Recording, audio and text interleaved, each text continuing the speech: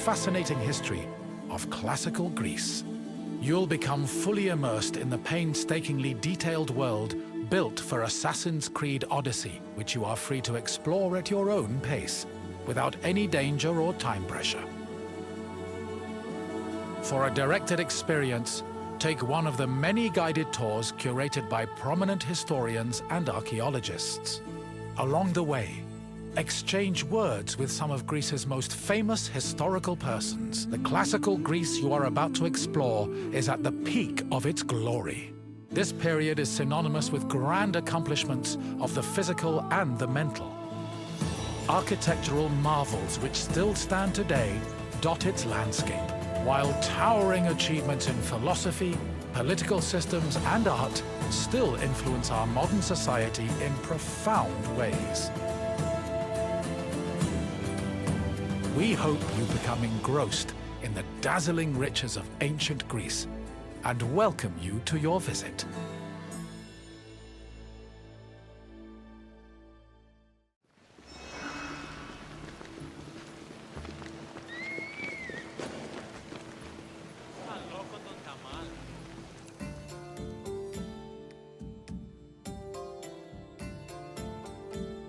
Greetings, wanderer, and welcome to the Acropolis, the shining jewel of Athens.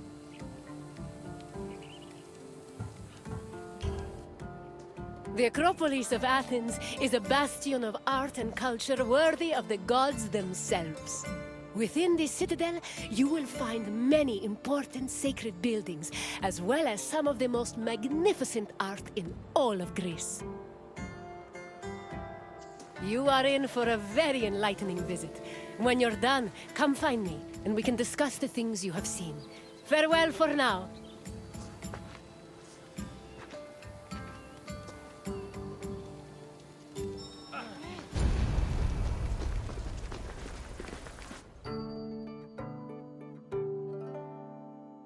The Acropolis has gone through many changes in its long history. It began as a simple rock, was set.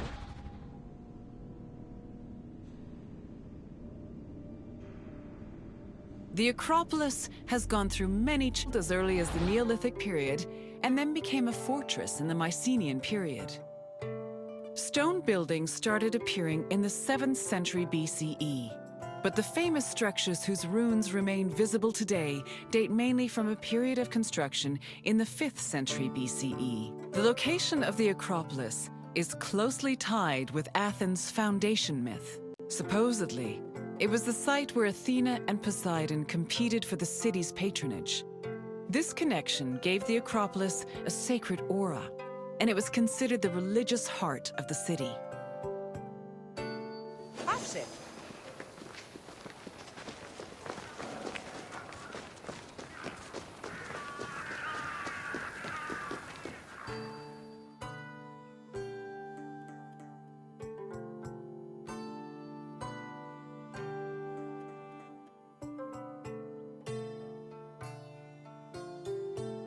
The Temple of Athena Nike was built on the remains of old fortifications from the Mycenaean era. Worship at the temple can be traced back to the 6th century BCE, but the building itself was destroyed during the Greco-Persian Wars a century later. It was rebuilt during the Peloponnesian War. Given that the name Athena Nike roughly means Athena of victory, it was likely constructed in the hopes that Athens would win the war. Unusually, the temple depicts historical scenes of battles against the Persians instead of the more mythologically inclined art of other Greek buildings. The temple's priestess was chosen randomly among the Athenians and received a salary of 50 drachmae annually, along with skins and trophies from sacrificed animals.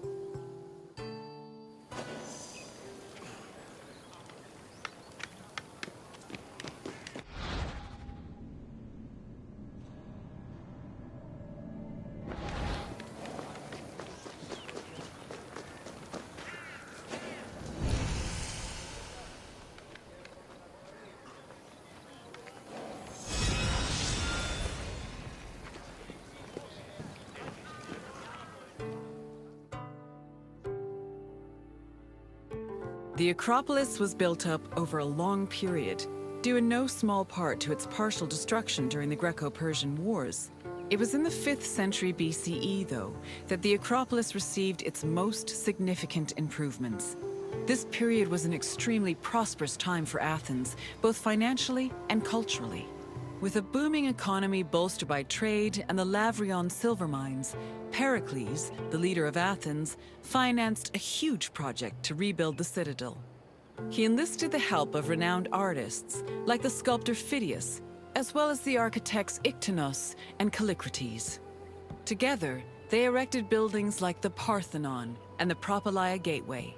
Pericles' goal was to make the Acropolis into a glorious monument to the gods and to mortal Athenians.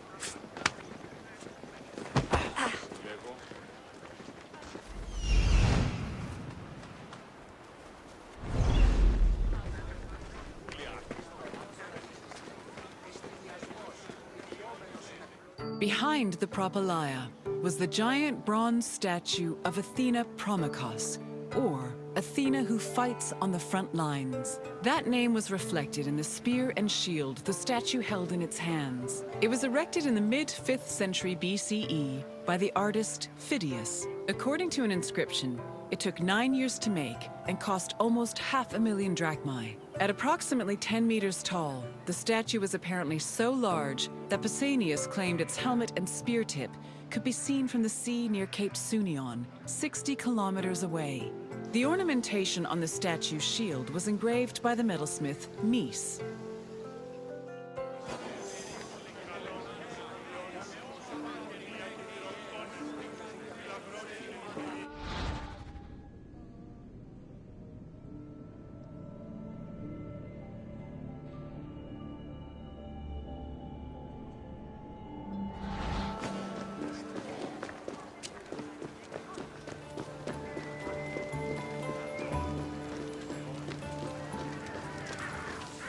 The Aerophoroi were young girls between the ages of 7 and 11 who were in charge of special rites. A list of 4 girls was drafted by the Assembly of Citizens, from which the High Magistrate, the Archon Basileus, chose 2 to serve as Aerophoroi for the year. The girls lived in a house on the Acropolis. They were in charge of carrying sacred objects and weaving the peplos of Athena. The peplos was a sacred robe offered to Athena during Panathenaea, a festival held in her honor.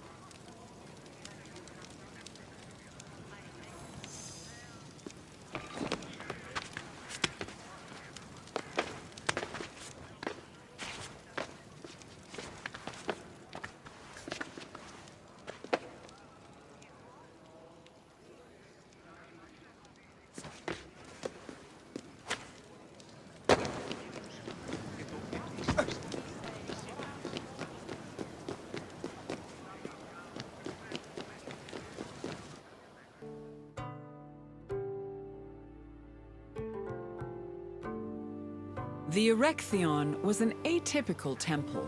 It was dedicated not only to Athena Polias, but also to Cecrops, the mythical founder of Athens, his son Erechtheos, and even Poseidon, the sea god who challenged Athena for possession of the city. The temple was divided into sections. The eastern part housed a statue dedicated to Athena, while the western section jointly belonged to Poseidon and Erechtheos. Meanwhile, King Cecrops' grave was believed to be under the caryatid porch. Under the temple was a crypt that was said to contain the sacred snakes of Athena. The snakes may have had a sweet tooth because the priestesses of Athena allegedly fed them honey cakes.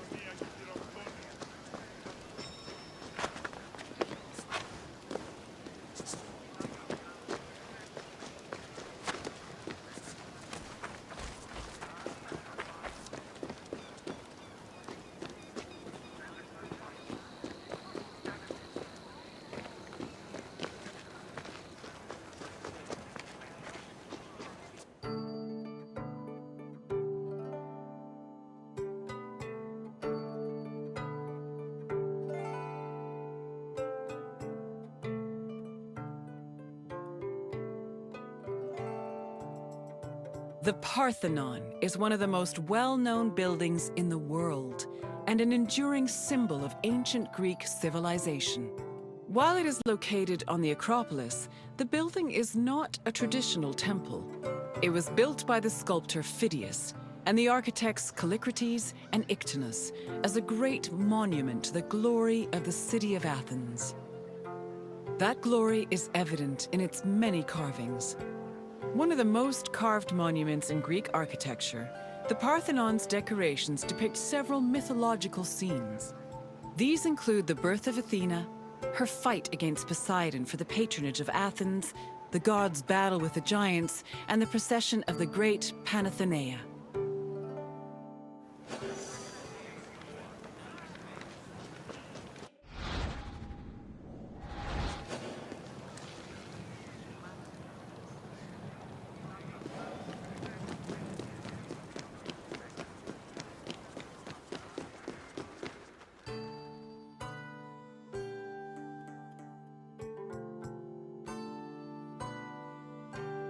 The Parthenon's inner chamber, or cella, contained a massive statue of Athena that was considered to be one of the sculptor Phidias's greatest masterpieces. The statue was chryselephantine, a combination of gold and ivory. To justify the steep cost of its construction, Pericles told Athenians that the statue was a gold reserve, which could be disassembled in times of economic distress. The cella also allegedly contained a pool, whose main purpose was to control the room's humidity, which helped preserve the statue's ivory.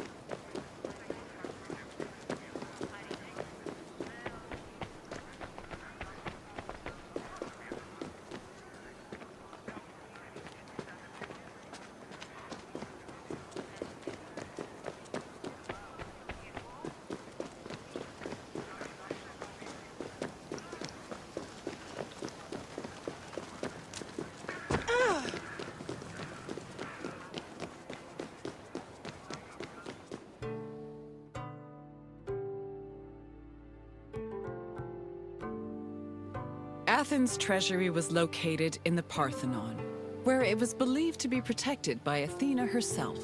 The treasury contained objects of great value,